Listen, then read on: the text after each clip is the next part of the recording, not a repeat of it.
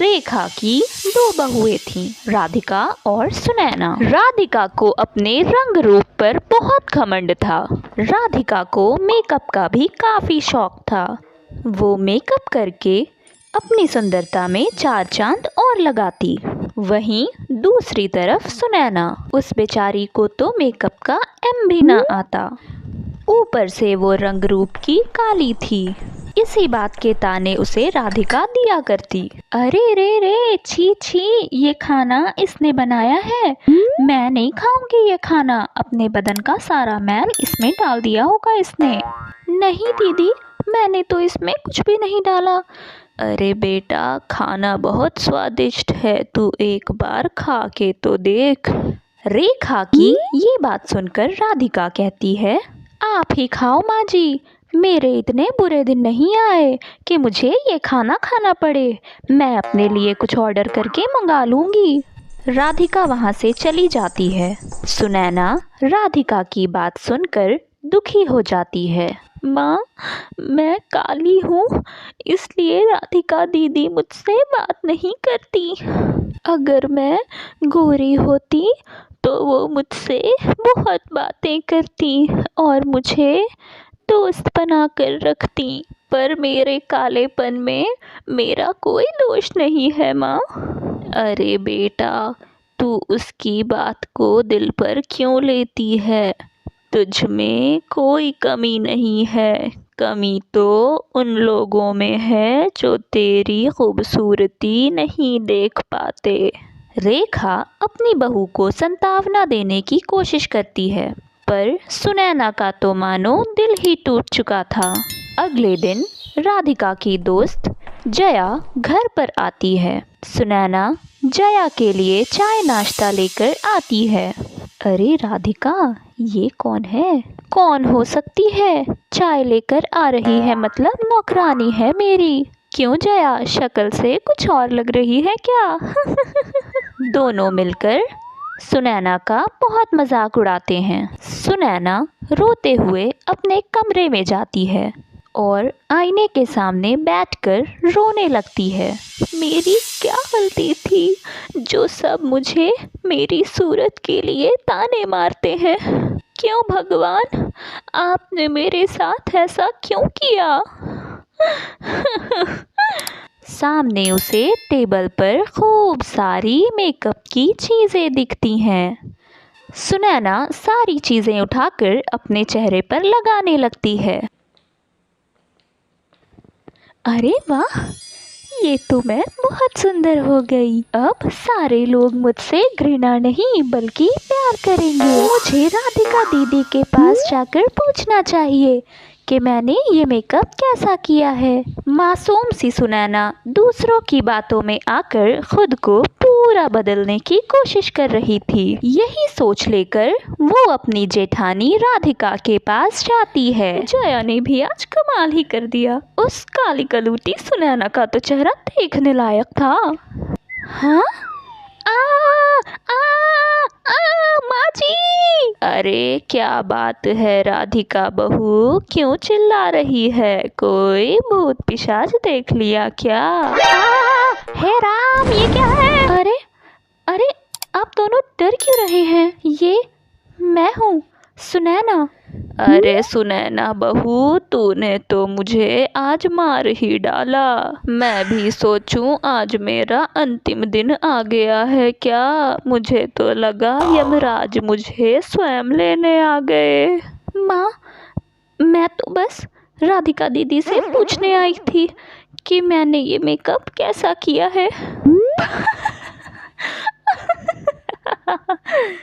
नहीं नहीं, बहुत अच्छा है, बहुत अच्छा मेकअप किया है तुमने। राधिका सुनैना की टांग खींचकर वहां से चली जाती है। अपनी बहू का ये हुलिया देखकर रेखा सुनैना को समझाती है। बेटा, मैंने तुझसे कितनी बार कहा है, तू दूसरों के लिए खुद को मत बदल। तू जैसी है वैसे ही बहुत सुंदर है।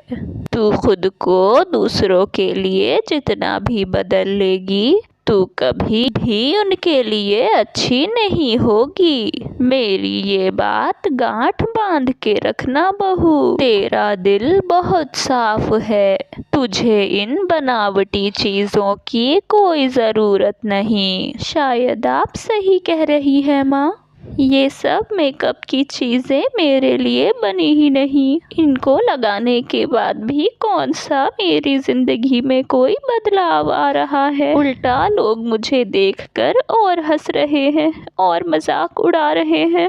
मैं कितनी भी कोशिश कर लूं, अपनी जिंदगी कभी नहीं बदल सकती।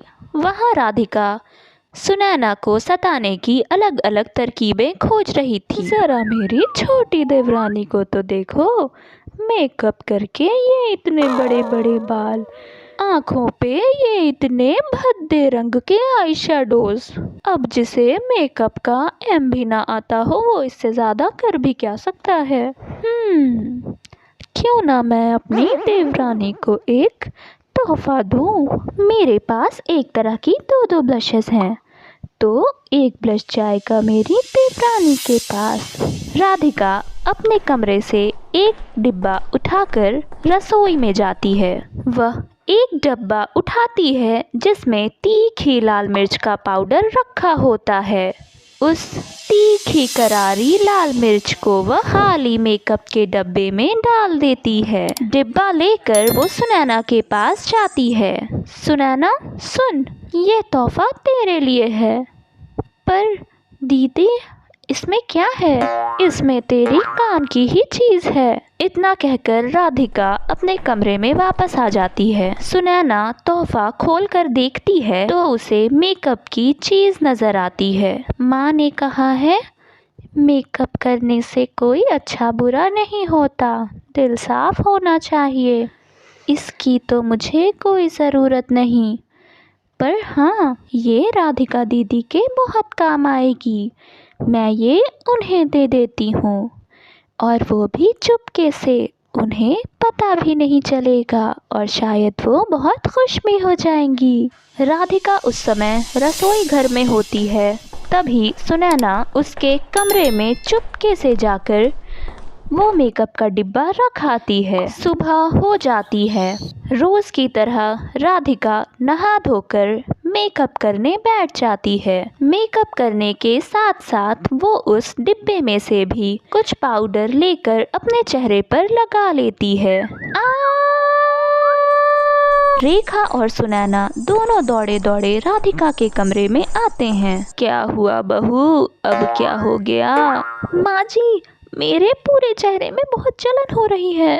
सुनैना उसे पानी लाकर मुंह पर मारती है और थोड़ी ही देर में राधिका के चेहरे की जलन कम होने लगती है। राधिका को अपनी गलती का एहसास हो चुका था। सुनैना, मैंने तेरे साथ बहुत गलत किया है। देख, भगवान ने मुझे उसकी सजा कैसे दी। राधिका के पछतावे को देखकर सुनैना कहती है, दीदी, मैं तो हमेशा से चाहती थी कि मैं और आप देवरानी जेठानी नहीं बल्कि बहनें बनकर रहें। आज मैं बहुत खुश हूँ कि मुझे आप जैसी सुंदर माला अभी बहुत छोटी थी कि उसकी शादी रमेश नाम के लड़के से हो जाती है। रमेश उम्र में माला से काफी बड़ा था।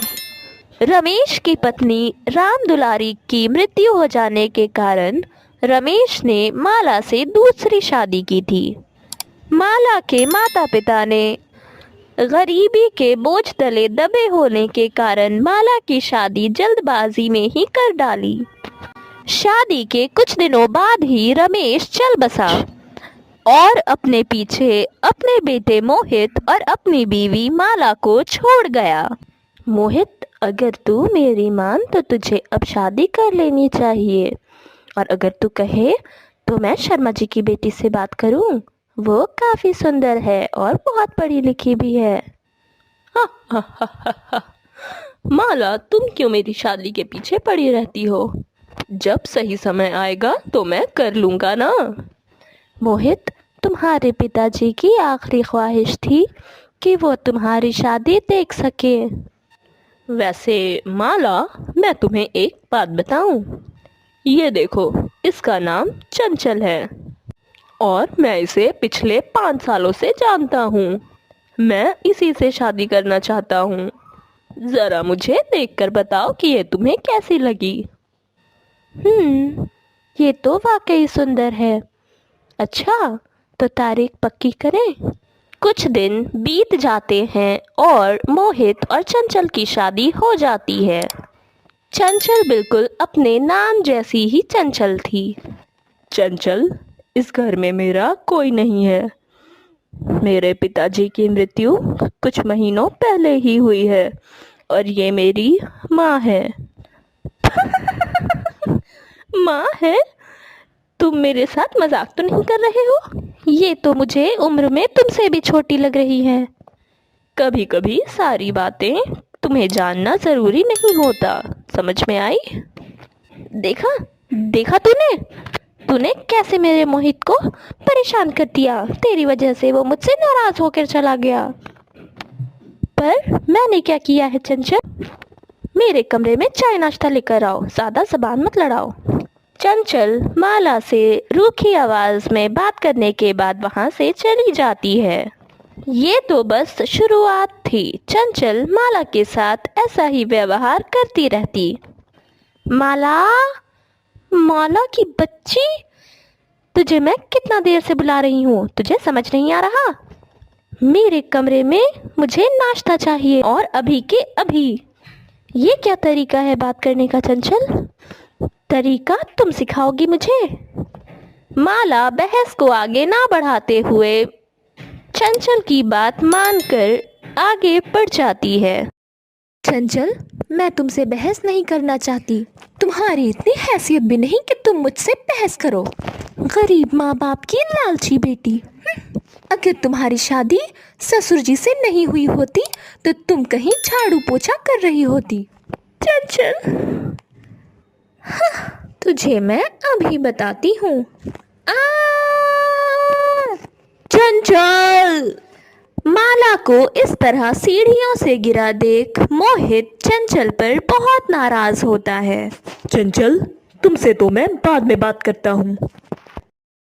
माला का इलाज पूरा होते ही मोहित उसे घर वापस लेकर आता है। मोहित, चंचल कहाँ है? मैंने उसे बहुत देर से नहीं देखा। माला, तुम अभी भी चंचल के बारे में बात कर रही हो। मैंने सब देख लिया था। उसने तुम्हें कैसे धक्का दिया है? अरे नहीं मोहित, वो तो मेरा पैर कुछ ऐसे हो गया था और मैं वहाँ गिर गई। माला, तुम भी कितनी सफाई से झूठ बोल लेती हो। अच्छा, ये सारी बातें छोड़ो और मुझे सच सच बताओ, चंचल कहाँ है? मैंने उसे घर से निकाल दिया है और अब मुझसे उसके बारे में कोई बात मत करो। अगर वो इंसानों और रिश्तों की कदर नहीं जानती तो मुझे उससे कोई लेना देना नहीं। मोहित, ऐसा नहीं कहते, वो तुम्हारी पत्नी है। तो माला, उसे भी तो पता होना चाहिए कि तुम भी मेरे बाबा की पत्नी हो। मेरे बाबा मेरे ऊपर तुम्हारी जिम्मेदारी छोड़ कर गए हैं और मैं इस जिम्मेदारी को पूरी तरह से निभाना चाहता हूँ।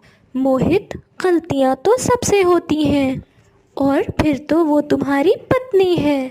कितनी भी बड़ी गलती क्यों ना हो, हमें इंसान को एक दूसरा मौका तो ज़रूर देना चाहिए।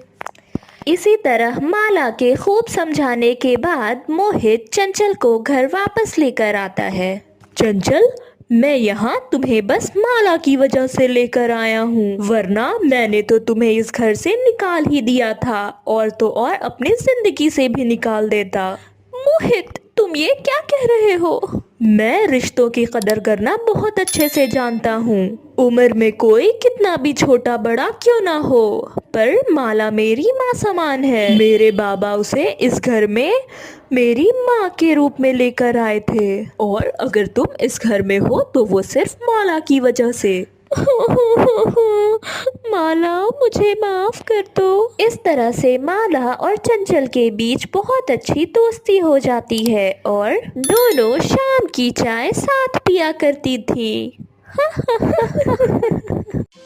हेमा शांति की इकलौती बहू थी। हाल ही में वह अपने बेटे राजेश का ब्याह हेमा के संग करा लाई थी। शांति के अंदर आत्मविश्वास की बहुत कमी थी।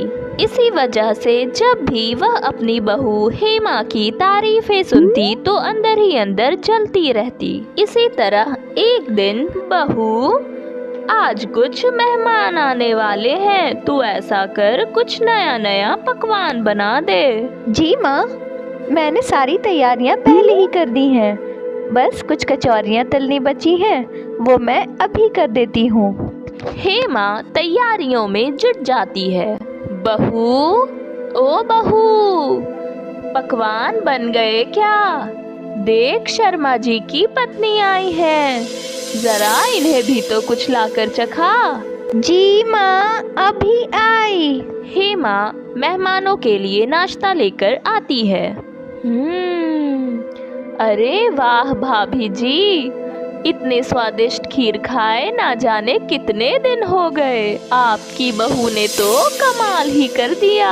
अरे तो इसमें कौन सी बड़ी बात है, मैंने अपनी जवानी में एक से एक पकवान बनाए हैं। रमेश के पिताजी इतने सारे मेहमानों को बिन बताए ले आया करते थे, मैं अकेले ही सारे मेहमानों के लिए पकवान बनाती थी, ऊपर से वो उंगलियां चाट चाट कर खाया करते थे।